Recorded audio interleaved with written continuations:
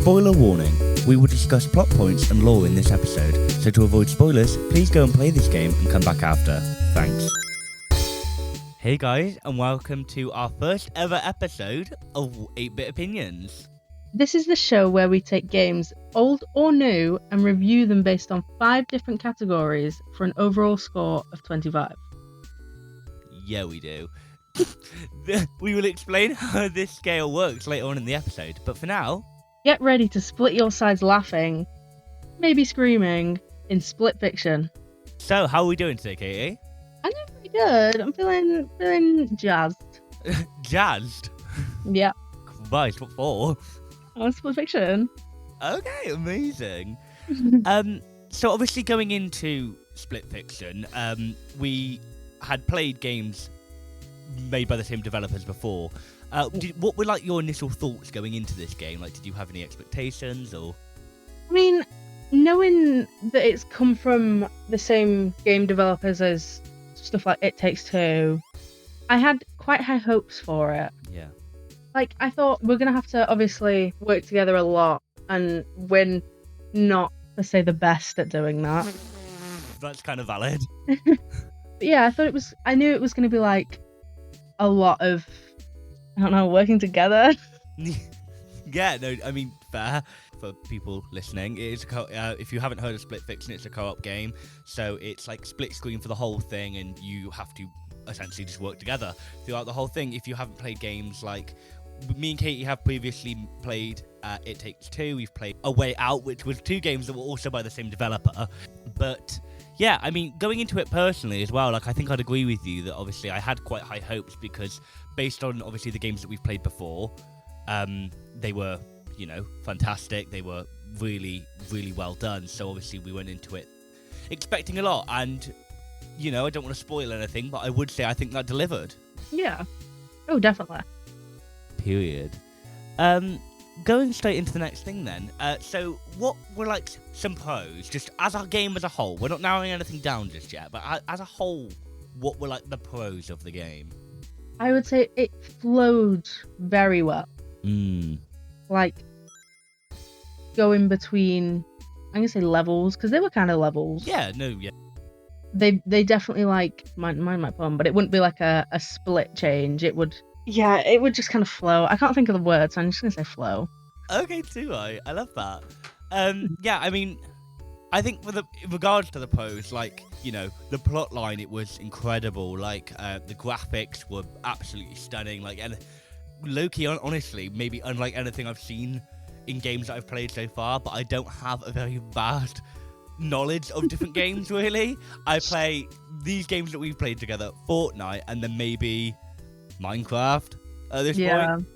Other than a few random games I've played here and there, but like those are like my key ones.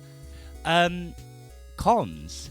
Anything overall that was, I don't know, shit? I would say there's not a lot, but there's a few things that we missed because they weren't very noticeable. Yes. We missed a whole side story. Well, yeah. That was kind of crazy. But in our defense, they never actually like told us about the side story. It just kind of was there. Like, it was like hidden as well. It was not our fault. But what I find so funny is, for the listeners, we went back in after we completed the game. We went back in, and there were a few different things that we had missed. A few little Easter eggs, a few little cameos that we'll talk about later, and that whole side story.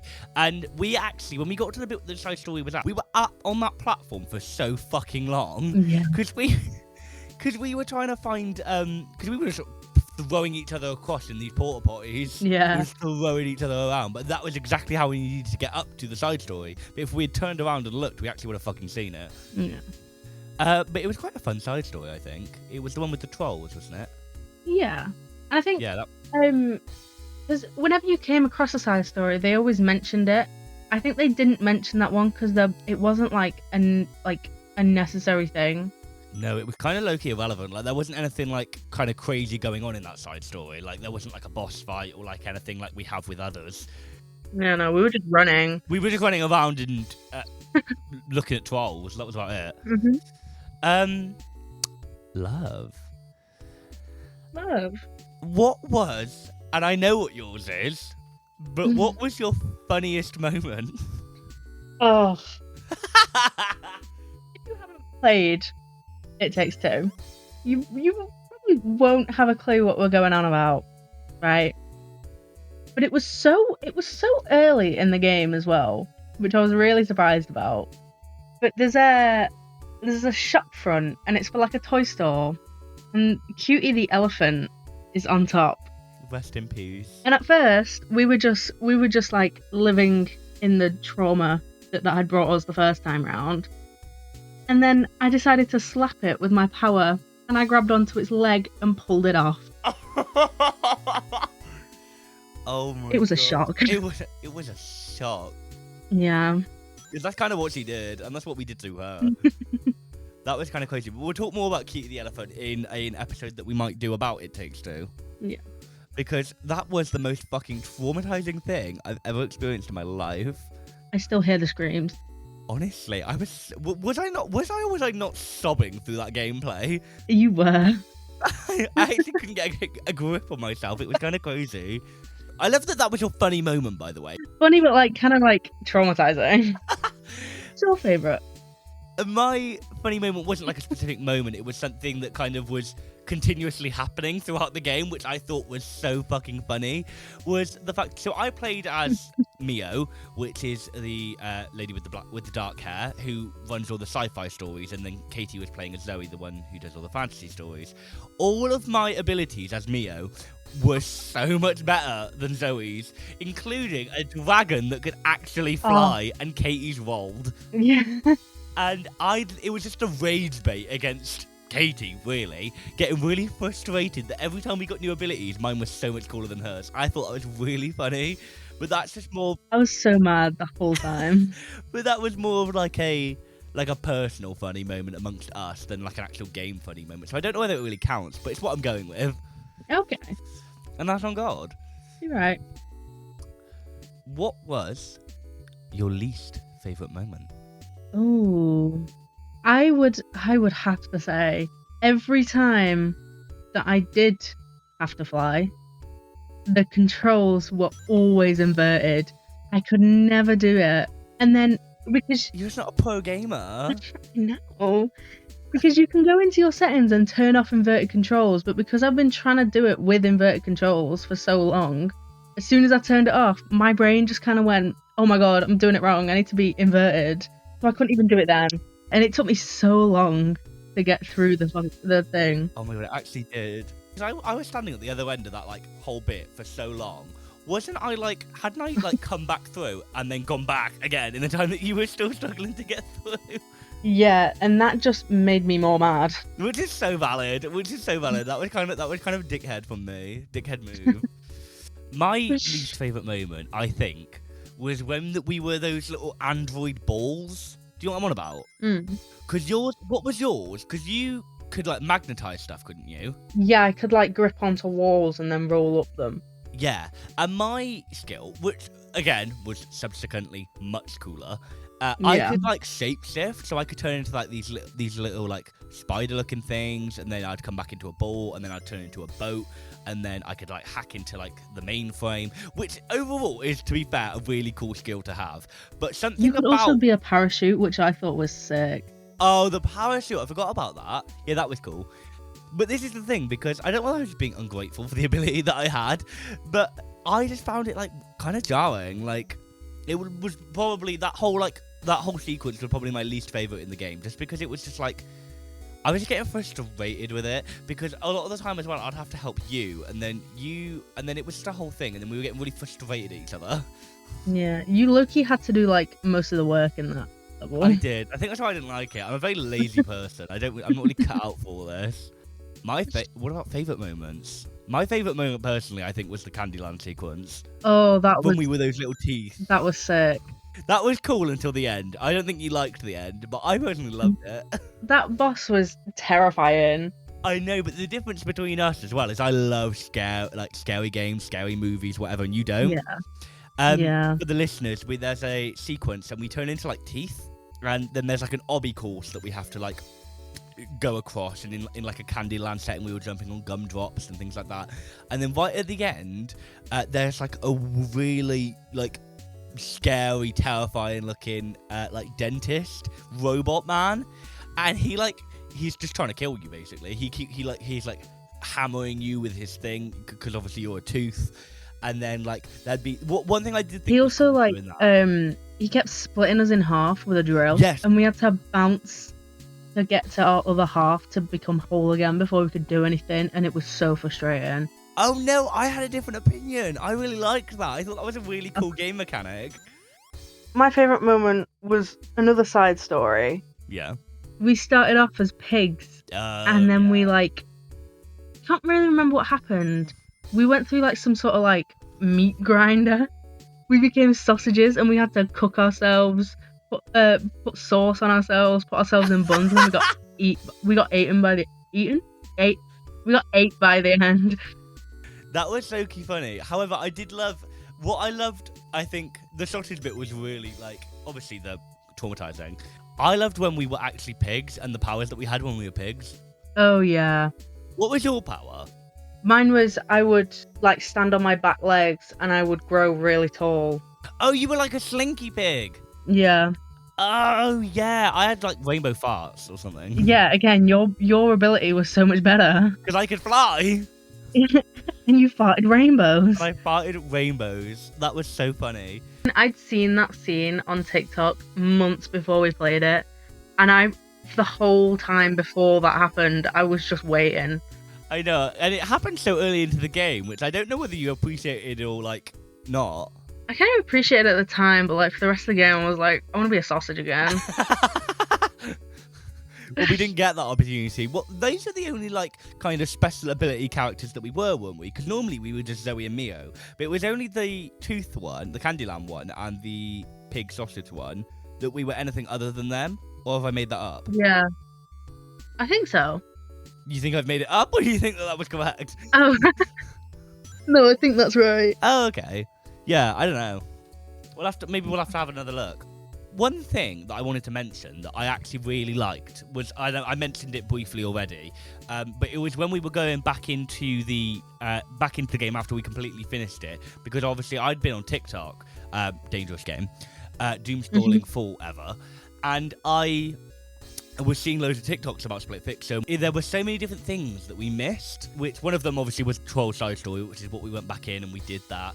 Another one was little cameos from the characters from It Takes Two and A Way Out, which I thought was really cool, and the actual people were like there. Well, the A Way Out one was like they were actually speaking to us.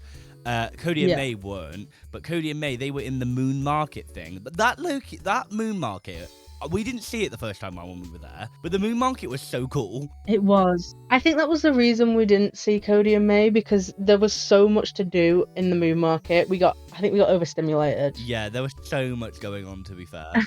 And and then I kept stealing all your balloons and then letting them go. Yeah, I was doing donuts on a snail. Oh yeah, I forgot about that snail. And then didn't I turn you into a chair and then sit on you? Yeah. That was funny. You also turned me into a wheel of cheese. I did turn you into a wheel of cheese. And I was just rolling around. Then, obviously, with the Leo and Vincent from A Way Out, we went back into this after. It was actually like a small hole in the side of a wall. So it was like we really weren't going to see it unless like we knew it was there, let's be honest. But yeah, we'd gone in and it was basically just like a little interactive thing. They were talking to us. They were like locked in jail cells. And they were like, oh, can you let us out? Can you let us out? And then we hit this button and they fell to their death. So yeah. I think the way that they did those Easter eggs was actually really good, because even though they weren't, you could like just walk past them and see them. Yeah. It gave for like, so after you finished the game and obviously gone and found out about this, you had a chance to like go back in and try and find them and explore around where you had been. Yeah, definitely. Which I think was it's one of those things where by making things like that a bit more hidden, but knowing that there's an appeal for it, is, it's increasing their gameplay. It's, increasing the money that they're getting. So fair play to them. Another thing that was something that we had missed originally, and I've considered this an honourable mention because I thought it was really cool, was the secret level in the prison chapter, which wasn't too far after, I think, the Leo and Vincent cameo, or just before. Yeah, I think it was just after. And me and Katie, we went back in and we tried to do it. Good God! It was so frustrating. Oh my God. wow. We didn't finish it in the end. I don't even think we got past the second bit. No, we didn't. I think we didn't even get to the third level, which is really embarrassing for us, Yeah. to be quite honest. But I was watching videos on TikTok of people doing it, and like there was no way that we were going to be able to do that. No. I'd be so ill. But it was a completely hidden, like you wouldn't know unless you knew.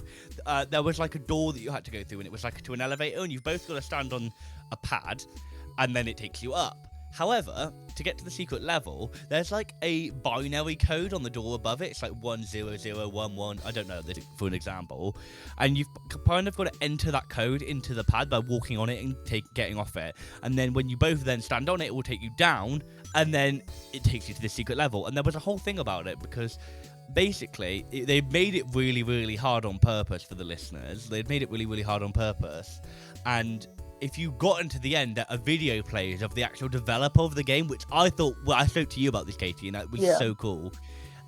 If you had completed it and you emailed him or you ran into him in the street or something like that and you showed him proof that you were able to complete it and you were the first person, they would fly you out to, I think, was it Switzerland? Yeah. Yeah, they'll fly you out to Switzerland, and then they would, like, a tour of their offices and, like, a preview at the next game and, like, some...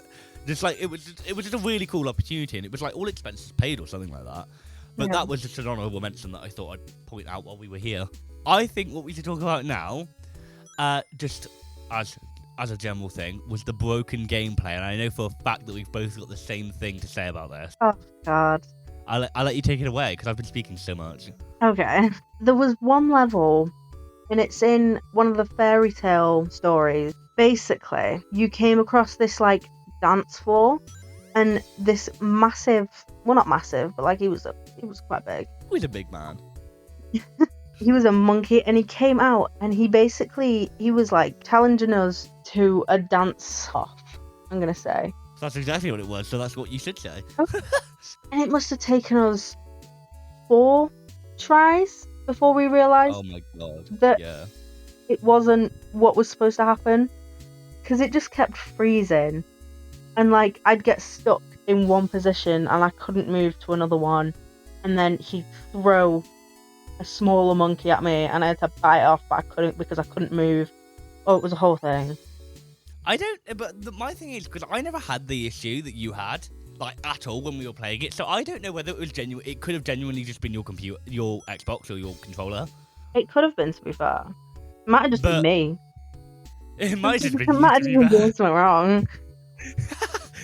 But to be fair, like, you know, I would also consider it broken gameplay only because of it did affect me, because by it happening to Katie, we had to like quit the game to like fix it. Yeah. That was the one thing, and it worked in the end. So it was like, I don't think it was you doing anything wrong, to be honest. And then when we finally got through, it was more of a relief, like, oh, thank fuck for that, than like we did it, yay. Yeah. Because of how many fucking times we had to do it. If it hadn't been buggy, it would have been a really, really like fun sequence, I think, or a really fun moment in the game. Yeah. Because I actually really enjoyed it when it was working. Oh yeah, definitely. I want to talk to you as we're walking away through, just about the final like ending. So not necessarily the cutscene at the end yet, but like the end of the game. Because I think I speak for both of us when I can say that we agree that it might have been genuinely one of the best sequences that I've ever experienced in a game in my life. Oh yeah. The whole last boss fight, the best thing I have ever encountered on a game. The fact that the whole thing with Raider ripping through Bubble, and then we have to fight this glitched out version of him. Mad. It was insane. What I liked about it, so for people that haven't played the game, or if you have played the game, then you'll agree, or know what I'm talking about at least, even if you don't agree. I really liked the mechanic of when we were trying to run away from him, but we were like in our own story. So my side of the screen was my sci-fi, your side of the screen was your fantasy, and then we could like kind of jump into each other's. It was really, really cool. I thought it was so sick. Yeah. And then the screen was twisting and everything, and then he was when he was like trying to fight us as well, and we were obviously trying to like break him down. He was using like different characters and like weapons that we've seen across the entire game from both sides of the stories. Yeah. So he was like throwing the monkeys at us, and then he was throwing the rockets at us from the sci-fi story, and then he was doing something with the gorillas or whatever. Yeah. Monkey and gorillas, the same thing. We don't know what I was trying to say there. As well, in that final level, I loved the bit where the screen was like split in half, and I was in fantasy, you were in sci-fi, and we were like in our own genres, but we were doing the same things. Yes, we were. It was exactly the same map, but with a different like kind of skin on it, essentially. Yeah. The button that you would click in your fantasy world wasn't necessarily there in my sci-fi world, but opened a door for me in my sci-fi world, and vice versa. There was that little spinny wheel that we both had to spin, and then the screen would spin with it, but it was like your wheel was like a wooden, like broken down like wheel, and then mine was like a metal, like futuristic looking thing. Yeah, and as well, when we were like flying through the air, there was a helicopter on your side, and as it switched over to my side, it became a dragon. That was so cool. In regards to obviously after that, it's not really a spoiler. You're going to know it's going to happen. Obviously, we defeated Vader. They left the publishing offices. And what I thought was quite funny was the fact that we had this massive, magnificent, like, crazy experience in this little Split Fiction world. And nobody else had a fucking clue what was going on. All of the other, like, people that were there in their own little pods, they were probably having a great time. Yeah.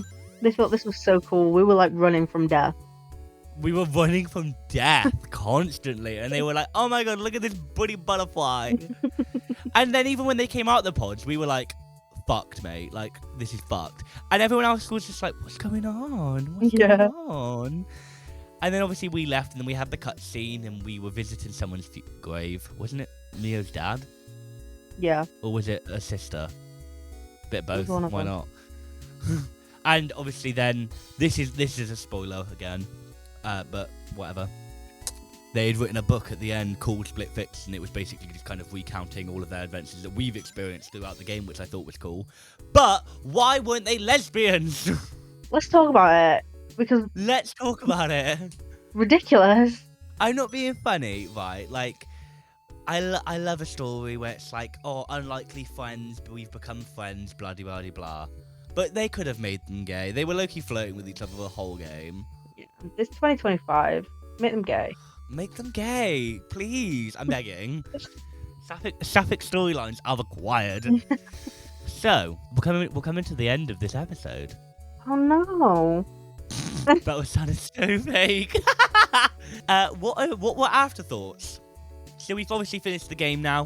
What officially, and even with all the extra scenes or anything. Before we get onto this, actually, we definitely haven't missed anything, have we? Like anything that we wanted to mention. I don't think so, no. I obviously after playing it, I liked the length of the game. Because like with A Way Out, we played that in like 2 days.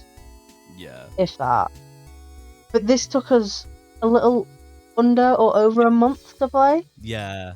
We played it quite a lot, to be fair. We did play it quite a lot. And I think my Xbox said that we were playing it for about, I don't know, maybe like 18 to 19 hours. Yeah. I'll have to double check, but it was something like that. Yeah, I think with obviously its extensive gameplay, there was so much. The world building in the game was fantastic. Like, you know, there was so much to explore and look around. So much so that we missed quite a few things. The story and all the extra levels, everything. So obviously with how big the game was, not only like actual story, but like everything else, like it was a long game. And I think with that, it made the price tag for the game a lot worth it, especially because it's another one of those games like they did with It Takes Two, where you can get a friends pass. Yeah. Which I think is a really, really good idea, because why are two people, especially with a co-op game, why are two people spending like £35.99 on a game? Yeah. It does make more sense to do it the way that they've been doing it. Like, I bought A Way Out or It Takes Two, or one of the two. and because I think one of them was on Game Pass, but Yeah, you bought It Takes Two. yeah. So I bought It Takes Two, and then you had the Funds Pass for that one, and then so this time around we flipped it, so you paid for Split Fiction, and Yeah. I got the Funds Pass. But yeah, I think it was good. It I was really very liked the good. way that they've set that up, and it was definitely with how long the game was and how like interesting the story was and the plot and the twists and the turns and everything. So worth the money that you spent, especially when you've only got to spend that money once. Yeah. I also think as well, the amount of side stories we got to experience throughout the game, I think it did break up the actual levels really well. Yeah, because I think after a while, like, we're obviously praising it being a long game, which is a good thing, but like when you're doing kind of the same thing like over and over, this is what bores me with games normally. Yeah. Is doing the same thing over and over again in the same kind of environment. So this was a really good game in that sense, because it was, you were doing different things in different styles and all this, and just when you were kind of getting like a bit sick of like what you were doing potentially in one of the stories, a side story would pop up and it would give you like a cleanse from it, so you could do the side story and then go back into it. With the side stories, I like it. I like that in the sci-fi levels, all the side stories were fairy tale side stories. Yes, and then the same thing flipped. Yeah.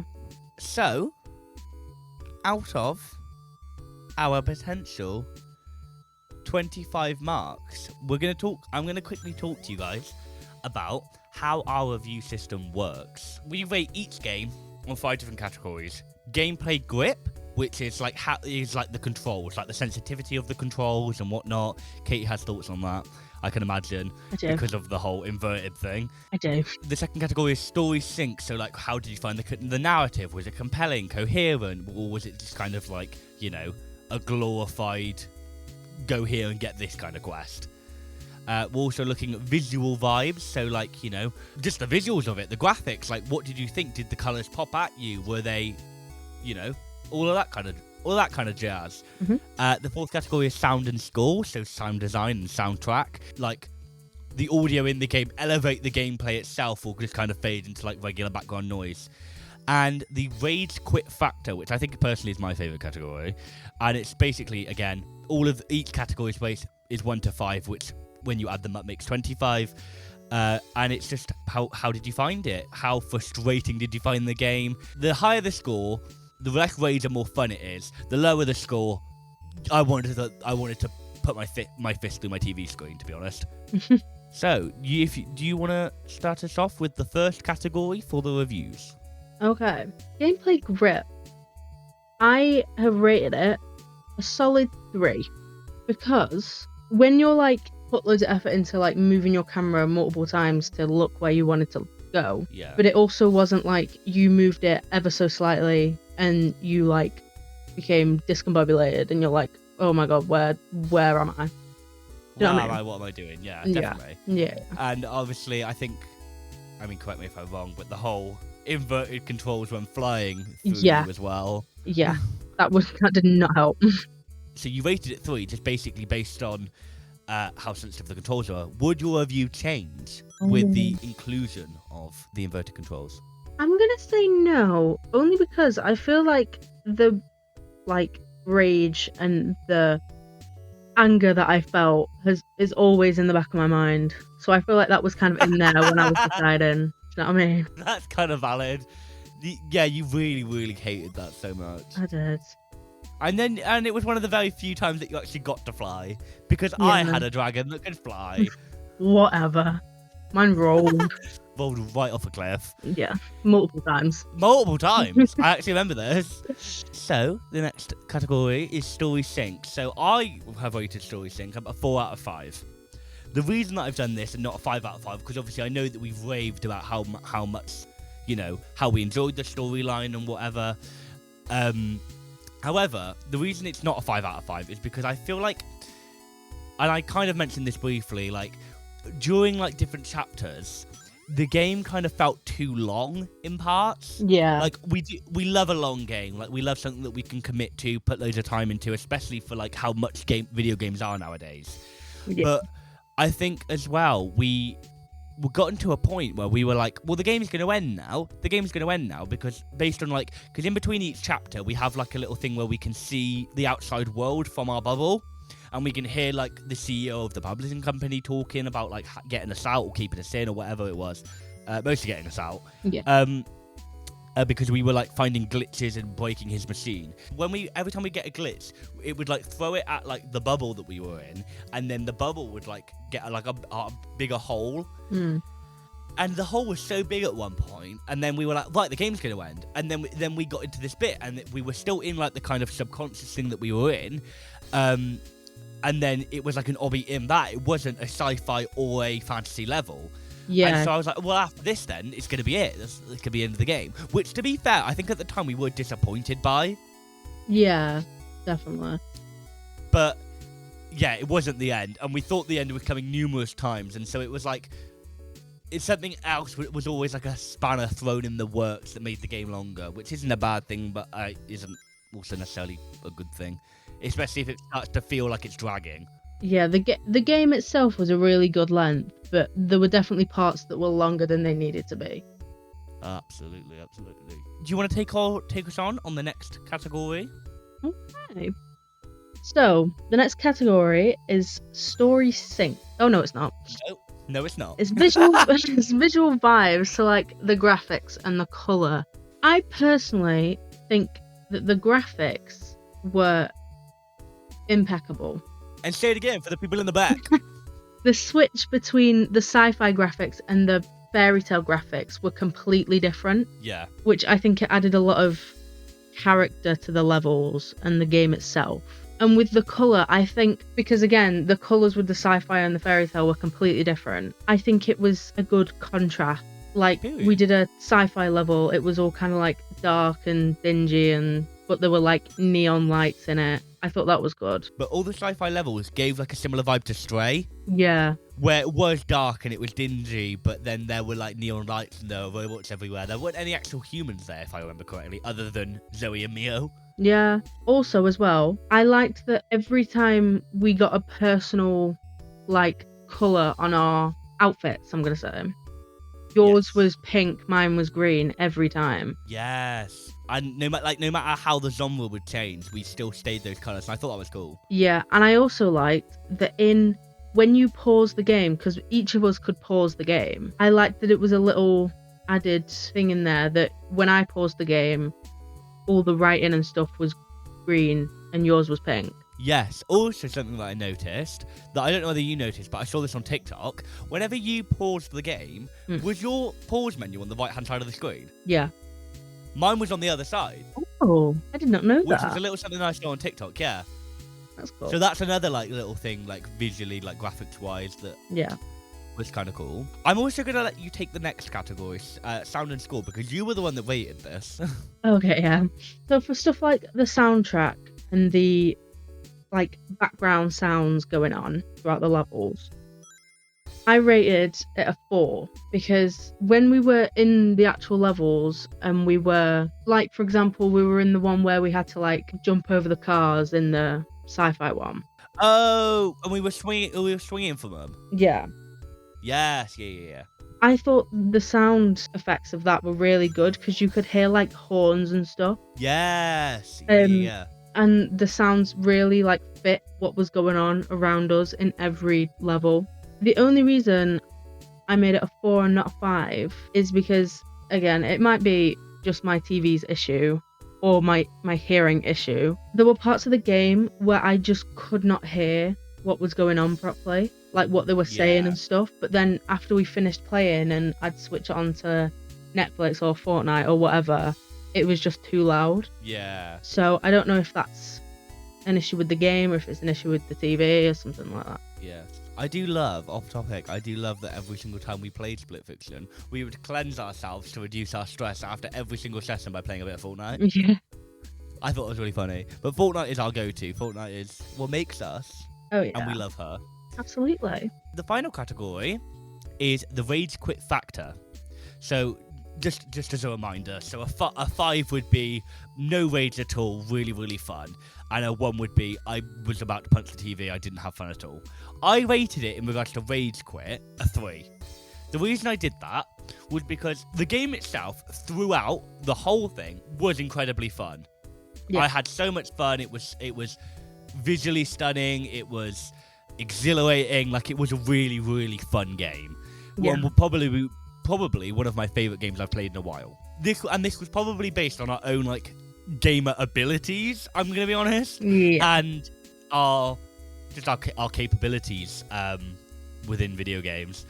But during like small quests, I think it took so long because we either weren't understanding what we were supposed to be doing, or we knew what we were doing but weren't doing it correctly. And then I just found myself getting very like frustrated, either at you or the game, and I know that you felt the same way. Yeah. So I think in that sense, like, I was getting very frustrated, and I almost threw my controller a few times. But that was most likely just based on my own actual abilities within the game than anything else. Do you have anything to add? I think just like a tip. Okay.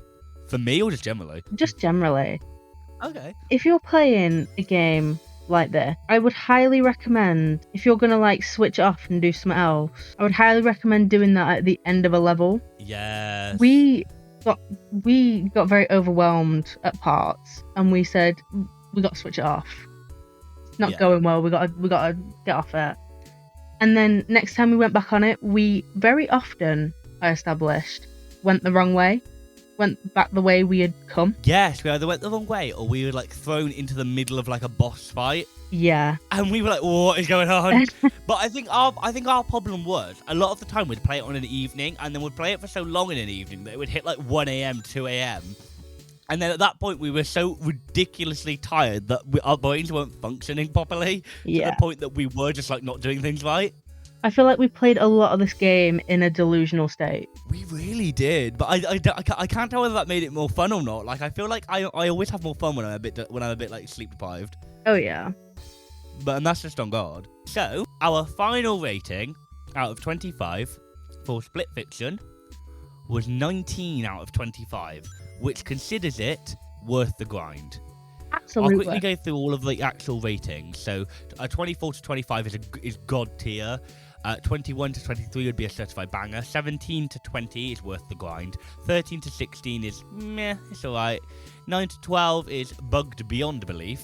And 0 to 8 is delete from library immediately. So I think worth the grind is fair. Like it was a very good game. I really enjoyed it thoroughly. Yeah. But there were definitely some key points to note on, which we have discussed. Yeah. I think it's a solid score. Solid score. Do you, Katie, have anything else you'd like to say before we wrap this episode up? I don't think so. To be fair, we did a very good job at planning this episode out, I think. Yeah. Just for people, if you are listening, me and Katie have never done a podcast before. We have done a lot of research into, like, you know, the structures and how it works, and so we did plan out like a lot of speaking points for this episode, which I think has worked out quite well. Yeah, it definitely helped. If we had gone into this blind with no notes, no nothing, I don't know what would have happened. It would have not happened. It wouldn't have happened. We wouldn't have gotten this far. So go us for that. Absolutely. We've got a lot of games coming up that we want to talk about, we want to review. So there will be more episodes. Yep. But yeah, for now, thank you very much for listening, and we will see you again. Bye. Yes, we shall. Goodbye.